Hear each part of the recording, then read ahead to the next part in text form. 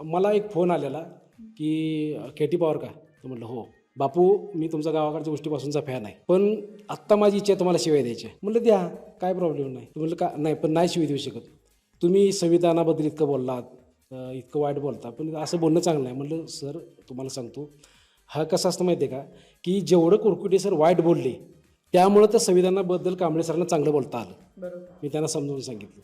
आणि विशेष म्हणजे की मला संविधान वाचायची खूप दिवसापासूनची ही होती. संविधान हे पवित्र मानलं जातं आपल्या देशामध्ये. म्हणजे आहेच ते पवित्र. जितकं गीता म्हणा किंवा रामायण महाभारत जितकं पवित्र आहे तितकंच आपला तो संविधान पण पवित्र आहे.